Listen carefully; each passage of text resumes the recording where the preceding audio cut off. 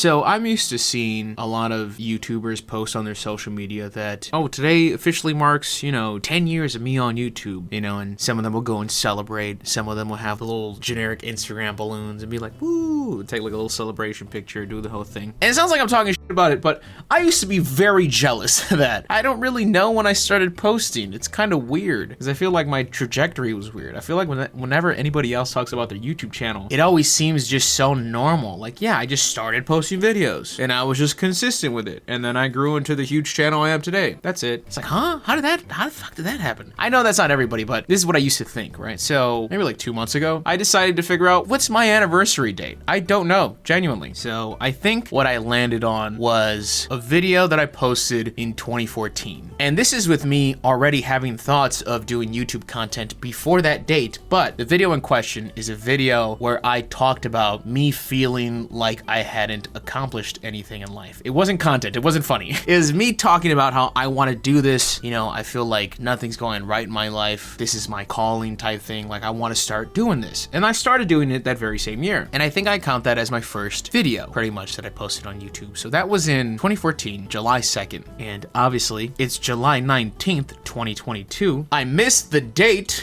which is kind of sad because I had written it down. And I was like, July 2nd. I'm gonna celebrate July 2nd. I've never celebrated it before, man. I did the math. I was like, 8 years? 8 years on YouTube? That's fucking crazy to me. It doesn't seem like it. Almost a decade on YouTube? It may make sense to you, but holy shit, it does not make sense to me. It is fucking insane. So I was like, yeah, I'm not gonna miss the date. And I missed the date. I remember it on July 3rd, and I was like, oh, that was yesterday. And I was kind of like, it won't count if I celebrate it today. It'd be a sham. It wouldn't be true to the universe. So fuck it, gotta wait till next year. But I just still want to make a video about it. I understand why people have the anniversary. It's nice. It's a nice just looking back on being like, oh, I've spent this much time on YouTube. That's dope. And for me, it's been 8 years. So instead of me just talking about life and my journey and all this, I figured I could do this in a much more concise way. Well, somewhat, I guess. But I decided to pick out some videos from every year that I feel like were either like very important to that year, that sum up that year perfectly, or just like milestones or like not landmarks. That's a stupid way to describe it, but just videos where I'm like, yes, this is the video for that year. So I went through all my videos, privated and unprivated, and picked out a few videos that I wanted to share with you guys. We're not gonna watch them, especially not the private ones, but I'll describe them to you as much as I can. So this person is me in 2014, July. I was 20. I couldn't even drink What a Pussy.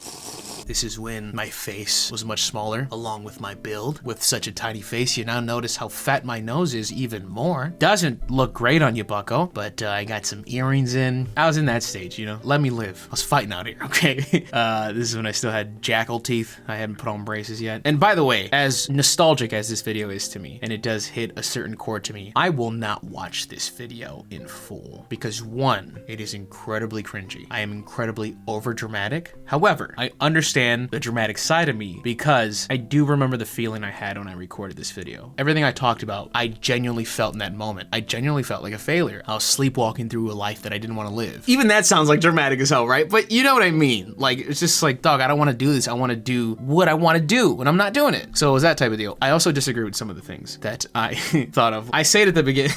It's so cringy. I don't want to show it. Maybe in the future, but in the beginning of this video, I have the lights turned off on purpose. And then I say this quote. I say, make your passion your career. You'll never have to work a day in your life. And then I build up on that and I talk about how that had always stuck with me because that's what I wanted to do. That was just one of those quotes that I just rode with and I was like, yeah, I should make my passion my career. I'll never have to, which by the way, don't agree with that quote nowadays. It's more like make your passion your career. It'll be less shit. I think that's the more honest one of the two. Never have to work a day in your life. I work. As much as you may not think I do. I work. Sure, I'm not working at a fucking steel mill risking my life, but it's work. That's why I will not rewatch this video for those reasons. But this is obviously a pivotal video. It's not the first video I've ever posted on this channel, but the first one where I was like, yes, YouTube, that's gonna be a thing now. So this one's from 2015. By the way, channel's still not big at this point, obviously. Well, not obviously, maybe you don't fucking know, but this video talks about me. It shows like a dramatic montage of me because I had not uploaded for a bit. I kind of had a drought. And then I announced that in December, I was gonna post 31 videos in December. December, every single day of December, forcing myself to make videos because I think that was my main issue. It was just like, I just wasn't doing it. You know, I had ideas and I would scrap them, but it was just like, you just had to do it. Force yourself to do it and something will come of it. So I think that was really important to me. And although I failed the challenge, I still ended up posting 15 videos in those 31 days, which by the way, I do like some of those videos. I'd be okay with showing you some of those videos, but I'd have to screen them beforehand. Not because there's anything like just a blatantly racist in the middle of them, but I just want to make sure they're not that cringy because, you know, I have feelings and emotions and I'm insecure. And also, those videos did well with like my mutuals, you know, my audience, like on Facebook audience. A lot of my friends, people I knew from high school, stuff like that, they were like, oh, this is funny, you know, and that gave me the little confidence to keep going with stuff like that. Now, 2016,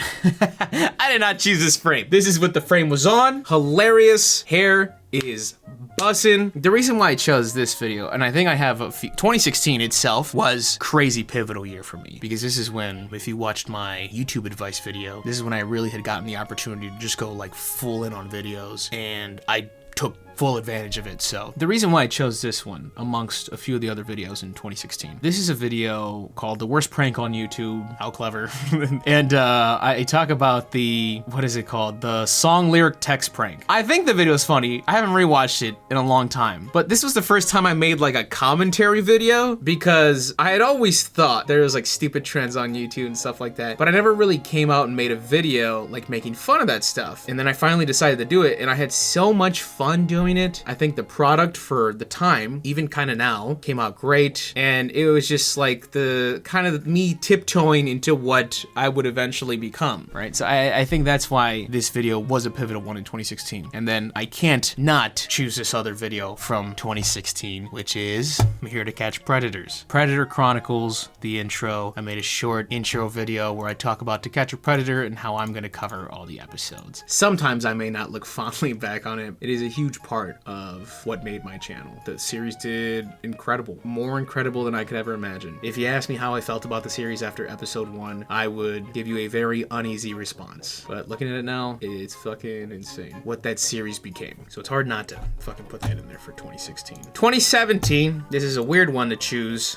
but who is Austin Jones? YouTuber arrested. It's me talking about the Austin Jones incident, who was a popular musician on YouTube who was basically grooming children and speaking to them very inappropriately and having them send very inappropriate things to him. Fucked up shit. Me posting the video though, the video did incredibly well and skyrocketed my channel at that time. It was a topic that was trending at the time. Not trending, but it was a story. It was a big story, you know, in the YouTube sphere at least. So I read into the story and I came out with a video talking about it. It did phenomenal, and it was actually the video that, I remember this vividly, that ended up pushing my channel to 10K subs because it was doing so well and people enjoyed not only like the coverage of the situation, but also I threw in a lot of me in there too. I still threw in jokes, even though that's weird to do, but that's foreshadowing for like the To Catch a Predator series. Was like, hey, this is kind of fucked up, but like I still threw in my jokes and my personality in here, and I think the people that like that were like, oh, I want to see what this guy does. So that was a pivotal video in 2017. 10,000 subs being one of those milestones that I remember oh so vividly. 1,000 subs I don't remember that well, oddly enough, but 10,000, oh so fucking vivid to me. I think that's why this video sticks out to me a lot. 2017 also wanted to throw in Lowriders Makes No Sense, which is a Lowriders review. It was my very first movie review I ever did, and I was definitely taking a chance with this one because this is not at all what my channel was known for. My channel was somewhat in the heyday of like the Predator Chronicles series. I was doing commentary stuff, but I really wanted to do movie reviews because at the time I was a huge fan of movie reviews, comedic movie reviews. You know, I was a huge fan of YMS, I Hate Everything, Ralph the Movie Maker. Like I was watching all their shit and I was like, this is hilarious. And I just also had the mindset of like, you know, make what you want to watch. I was like, well,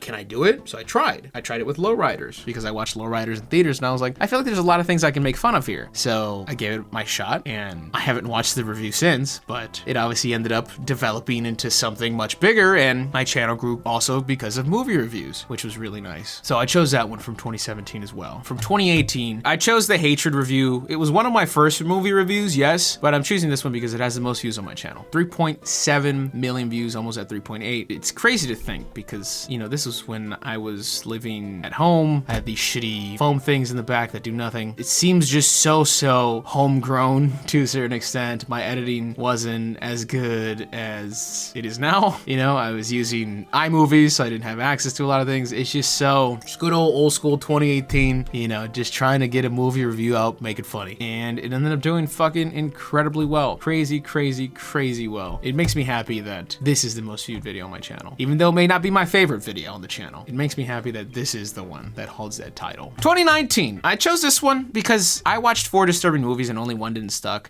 Did incredibly well as a series and obviously brought me into a genre of like disturbing movies and stuff like that. I really like this series of I watched 4 blank that's gone into like I watched 4 disturbing documentaries, and I plan to keep doing more videos like that. I just thought that this kind of opened up a new realm for me. I don't know, it's just one of those things, man. You fucking aim down the barrel and you're like, I'm not missing this shot. Bang. It's just fucking cool. It sounds less pivotal than all the other videos I described. But then obviously I have to bring up this video in response to Chris Hansen, the T-Capocalypse, which was also posted in 2019, where, you know, kind of just burned bridges with Chris Hansen. That was the deal. But it's a video I'm very proud of, that I worked hard on. I was defending the people that helped me out so much when I was a much smaller channel, people that supported. But yeah, it was just crazy the way that life cycle ended up going. Me making videos talking about To Catch a Predator, to me having an interview with Chris Hansen, and then me being like, you know what? Fuck you, Chris. Fuck you and your team. You guys suck. Life. Fucking insane. In 2020, I would choose The Man Show, Shows That Could Not Exist Today, Season 1 review. I think the reason why I choose this one is because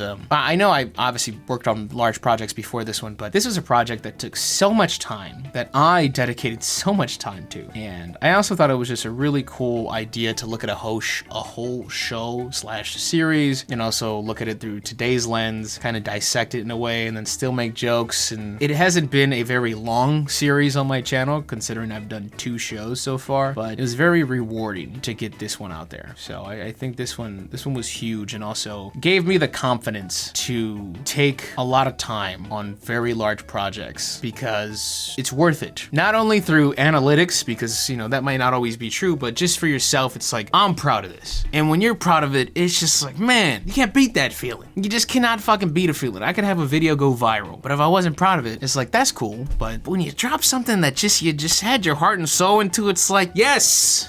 And I'll let the gods decide its fate. Another video, and this one may be weird to some people, but gifting 200 subs to small streamers with challenges. The video did terrible on my channel as far as analytics, right? But the reason why I love this video is because I had obviously seen people do this on YouTube, you know. I had always loved those, like, what do you call them, charitable videos? Is that even the correct term for them? I don't know, but I just loved seeing it. It was so wholesome. I think it was just one of those moments in my YouTube career where I was like, I'm doing so well on the channel, like, I can do this. Not Mr. Beast level, but that's what everybody says, right? Because Mr. Beast level is just basically fucking unattainable. But hey, a sponsor said, hey, here's money. Okay, cool. I'm gonna give it to a bunch of small creators on Twitch and just make a fun video out of it. And it was a fun video. It was such a fun video to make. So many good vibes. It's just fucking happiness, man. I love that shit. I wish I could do it so much more often. But yeah, that one sticks out to me as one in 2020. Moving on, 2021, I would pick the beginning of my Pick a Hand series, because I am not planning on stopping this series anytime soon. I know some people aren't huge fans of it, but I've also had a lot of good reception to it. I know it's something very different. It's a pretty bare bones interview, which I understand isn't everyone's cup of tea, but I really love working on it, genuinely. Every episode I've done, I've loved doing the research for it, thinking of questions that the person being interviewed would be like, oh, yeah, oh, that's a good question, or whatever the fuck. Like, I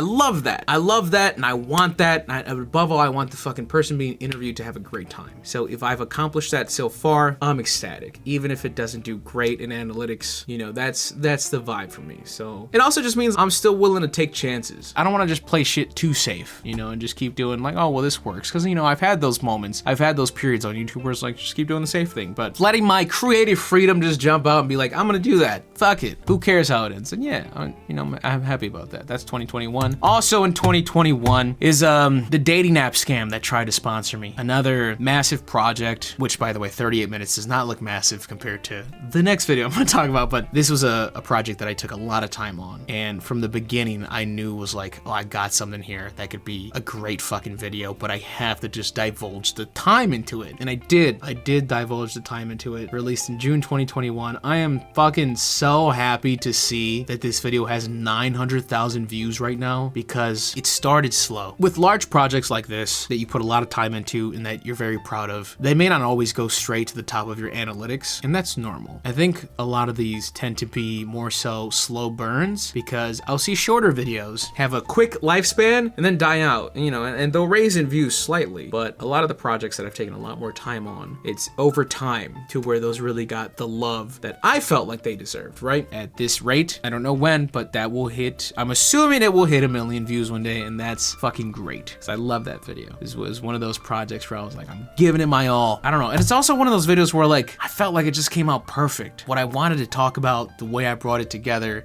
the jokes I put in there, what my editors were able to do for me on that. It's just one of those videos to me. Love it. And the last one in 2022, which I'm very happy to be a part of this lineup, is the gray area of TikTok money, which is my longest video by far, 1 hour 25 minutes, where I do a deep dive into some sketchy marketing on TikTok, and I break it down from every angle. You know, I do a lot of research into it. I have up and down experiences. I learn more as I go on. It's a lot, and I know it's not for everybody, but also one of those videos where I was like, as long as it's a slow burn, I'm happy. It doesn't need to go crazy right away, because it didn't, you know, but at this point it has 480,000 views, which is a lot. That's a lot of fucking views, and it keeps climbing, little by little, but it keeps climbing. Took a long fucking time to make that video. Had a lot of editors help me out with this one, because it was just a shit ton of footage. Had a lot of people help me out in general, because I talked to a lot of creators too, to try and get some more info on this, and it was a lot, and I was so happy to release it. It was almost a relief to fucking release this one. I think I'm really happy to point at a video like this in this year and be like, I released that this year, because I don't know, it just makes me proud. Like, sky's the limit. Don't mean to be a corny fucking douchebag. I'll fucking do anything, you know. It's just, I'm happy to see that I'm still doing it. I can still look and be like, fuck yeah, that's a good fucking video right there, bucko. Even in year 8, you know, I'm like LeBron, 40 years old, still fucking hitting the turnaround on busters out here. Yeah, I think that's where I wanted to go with the video, as opposed to just cheese. I still ended up just cheesing the whole time, but hey, you clicked on the video. What the fuck do you expect me to talk about? Yeah, 8 years sucks. So, happy 8 years to me on YouTube. Here's me hoping to hit 9, and hopefully, you know, keep trekking beyond that. Everybody have a good night. You don't need to leave a like, but I'd appreciate it. Subscribe to the second channel. Plan to put out more content. 8 years in, and still, as always, I am Mr. Gigi, and I am out.